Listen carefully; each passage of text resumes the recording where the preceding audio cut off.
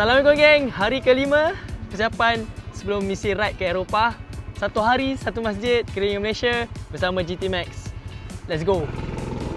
Sekarang aku di Lubuk, China, on the way nak ke Melaka. Dah nak masuk Melaka dah.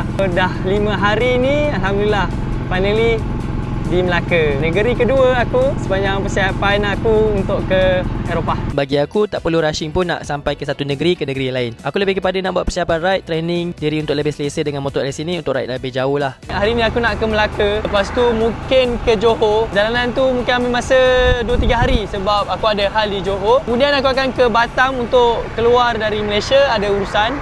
So itulah aku punya perjalanan untuk persiapan aku ni. Sebenarnya aku lebih nak sesuaikan diri aku lah dengan jalan, dengan motor ni.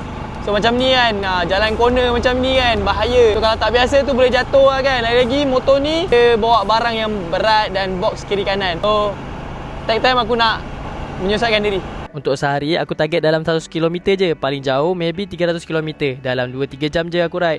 Minyak pun cuma sekali sehari je isi dalam RM11.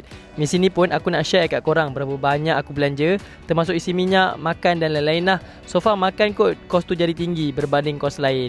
Menu hari ni ayam gepuk Pak Antok. Yang menariknya ayam dia crispy dan saiz ni besar. So puaslah makan. Lagi-lagi tengah lapar dari ride jauh. Memang pilihan tepat lah bagi aku. So hari kelima kita makan ayam gepuk lah.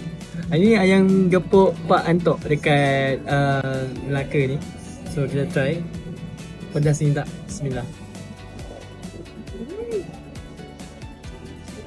Aku ambil yang biasa. Yang biasa pun dah pedas. Dan ayam dia rangup gila. Untuk hari kelima ni aku pilih Masjid Al-Sultan Abdullah untuk bermalam 1 malam je. Tips aku untuk bermalam di masjid, cari masjid yang baru dan ada security guard lah. Lebih selamat dan selesa. Itu saja video kali ni. Aku harap korang boleh support video-video aku.